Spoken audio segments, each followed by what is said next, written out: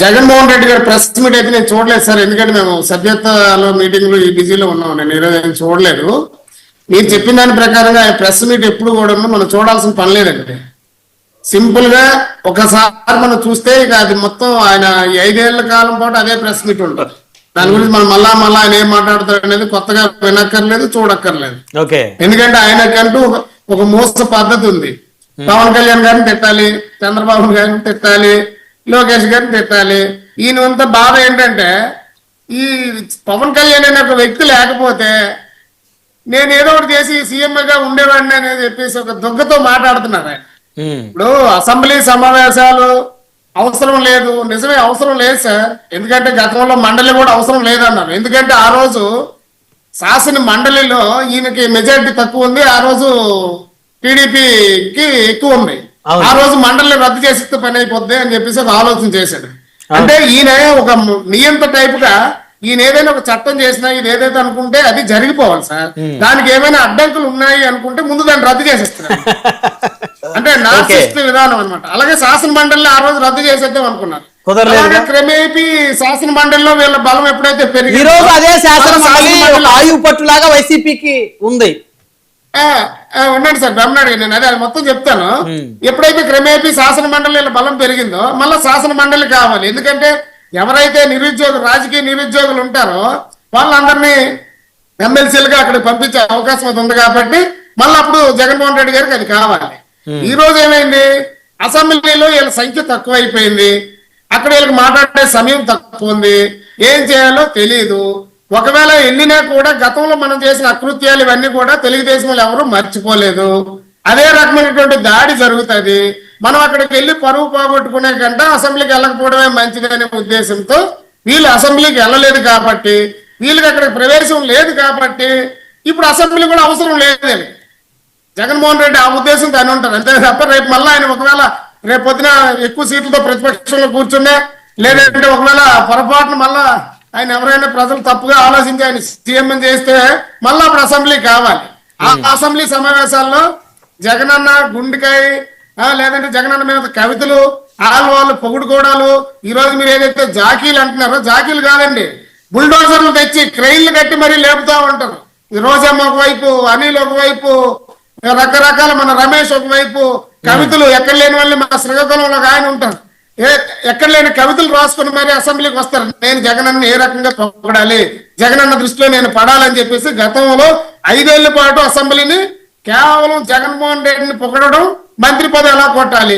ఒకవేళ మంత్రి పదవి రాలేదుగా,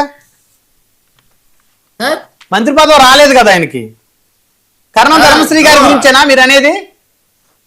చాలా మంది అంటే వాళ్ళ తాలూకు స్ట్రాటజీ ఏంటంటే ఎవరైతే చంద్రబాబు నాయుడిని పవన్ కళ్యాణ్ గారిని గట్టిగా తిడతారో వాళ్ళకి మంత్రి పదవి వస్తుందన్న ఒక ఆలోచన ఎప్పుడైతే వచ్చిందో అదే పద్ధతిలో అందరూ కూడా తయారయ్యారండి. అది అసెంబ్లీలో ఉంది, అసెంబ్లీలో గౌరవంగా ఉండాలి, అది ఒక దేవాలయం లాంటిది. మా లాయర్ గారు సింగళూరు గారు అన్నారు అసెంబ్లీలో అబద్ధాలు ఆడకూడదు. సరే సార్, అబద్ధాలు ఆడకూడదు, కానీ బూతులు తిట్టొచ్చా? సింగళూరు గారు చెప్పాలి.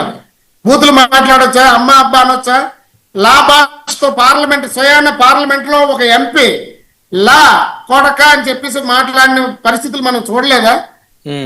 అలాంటివన్నీ చూసి ఈ రోజు జగన్మోహన్ రెడ్డి గారు ఇది మాట్లాడారు, లేదంటే బడ్జెట్ లో అంతా డొల్ల ఉంది, అది ఉందని జగన్మోహన్ రెడ్డి గారికి అసలు ఏం జరుగుతుందో తెలియదు సార్. ఎవరో ఏదో రాసిస్తే ఆయన మాట్లాడడం వరకే. అయితే రెండో విషయం సార్, నేను మాట్లాడుతున్నాను, లాయర్ గారు ఒక మాట అన్నారు, 1,00,00,000 కోట్ల రూపాయలు. లాయర్ గారు సార్ ప్లీజ్ చేయకండి.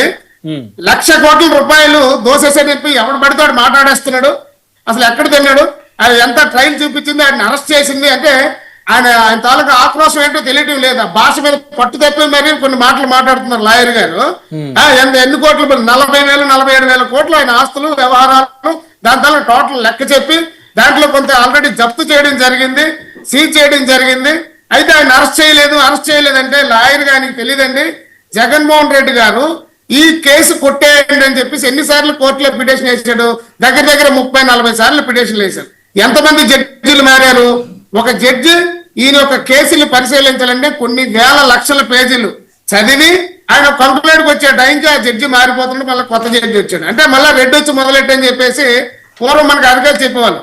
అరికలు చెప్పిన తర్వాత రెడ్డి గారు కొద్దిగా లేట్గా వచ్చారనుకో, అయ్యా రెడ్డి గారు వచ్చారు మళ్ళీ మొదటి నుండి చెప్పినట్టుగా ఈ రోజు జడ్జిలు మారిపోవడం వల్ల ప్రతి ఒక్కటి కూడా లోపాలు, న్యాయ వ్యవస్థలో ఉన్నటువంటి లోపాలు ప్రతి ఒక్కటి కూడా సార్ ప్లీజ్ న్యాయ వ్యవస్థలో ఉన్నటువంటి ప్రతి లోపాన్ని కూడా వాడుకొని ఈ రోజు 12-13 సంవత్సరాలు బట్టి ఈ రోజు బెయిల్ మీద తిరుగుతున్నాడండి. జడ్జిలేమి మీకులాగా ఏలుముద్ర లేకపోతే ఉన్నవాళ్ళు కాదు, వాళ్ళందరూ న్యాయస్థానం గురించి చట్టాల గురించి పూర్తిగా తెలిసినవాడు. ఇప్పుడు ఉన్న సీట్లో ఉన్న జడ్జి వెళ్ళిపోతే అక్కడి నుంచి మళ్ళీ మొదటి నుంచి రాడు ఎవడో, ఎక్కడి నుంచి ఆగిందో అక్కడి నుంచి వెళ్తాడు. ప్రాసెస్ అనేది ఎక్కడి నుంచి ఆగినా ముందు ఏం జరిగింది దాంట్లో వేలు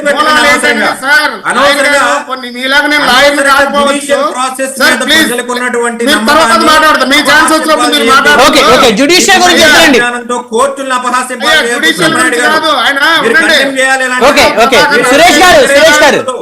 పొలిటికల్ విమర్శలు మనం ఖచ్చితంగా ఎంతో కొంత నమ్మకాన్ని ఉంచుకోవాలి, ప్రజలకు కూడా కల్పించాలి. బిఆర్ నాయుడు గారి విషయంలో ఈ రోజు కోర్టు బ్యాగ్ ఆర్డర్ ఇచ్చిందని ఎవరు మాట్లాడదని, మరి జగన్మోహన్ గారు మళ్ళీ మాట్లాడుతున్నాను.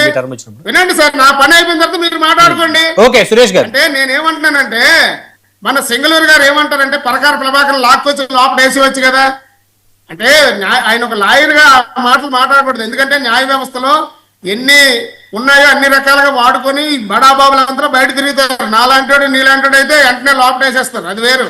వీళ్ళందరూ కూడా సోకాల్ పీపుల్ అదే పరకాల ప్రభాకర్ గారికి ఈ రోజు sir please sir Parakala Prabhakar గారికి ఏ యొక్క ఈ రోజు ఏ సలహాదారుగా ప్రభుత్వంలో ఎక్కడ కూర్చోబెడితే మళ్ళీ పరకాల ప్రభాకర్ మాట్లాడు, ఆయనకి ఎక్కడ ప్లేస్మెంట్ ఇవ్వలేదు కాబట్టి పరకాల ప్రభాకర్ మాట్లాడతాడు.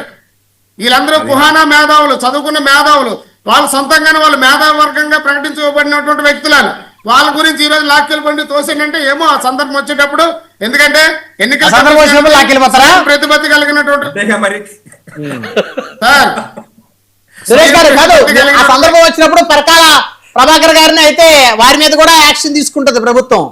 సార్ తప్పదు సార్, ఇప్పుడు ఒక ఎన్నికల కమిషన్ మీద ఆయన ఒక స్వయం ప్రతిపత్తి ఉన్నటువంటి ఒక సంస్థ మీద నువ్వు మాట్లాడేటప్పుడు ఒళ్ళు దగ్గర పెట్టుకుని ఎవరైనా మాట్లాడాల్సింది. అవును అవును, ఎందుకంటే ఆ రోజు ఏమో 151 వచ్చినప్పుడు ఏమో ఈవీఎంలు లేవు, పొరపాట్లు లేవు.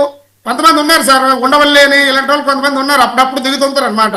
ఇలా వచ్చి ఏదో బుర్ర తెల్లేసి వెళ్ళిపోతుంటారు, ఇలా ఏదో ఇలాగ మన చర్చల్లో మాట్లాడుకుంటాం. వాళ్ళ గురించి పెద్దగా పట్టించుకోవాల్సిన అవసరం లేదు సార్. ఇంకొకటి సార్, సోషల్ మీడియాలో ఏదైనా ఒక పోస్ట్ పెడితే వాళ్ళు తీసుకెళ్లి వాళ్ళు అరెస్ట్మెంట్ చేసేసి, ఏమండి ఎక్కడండి లాయర్ గారు, ఎక్కడ అరెస్ట్మెంట్లు కూటమి ప్రభుత్వంలో ఎక్కడా కూడా జరగలేదు. మీరే వైసీపీ గవర్నమెంట్ లోనే ఏమైనా ఎమ్మెల్యే లేదు, ఎంపీ లేదు, ఎస్ఏ లేదు, ఐఏఎస్ లేదు, ఐపీఎస్ లేదు.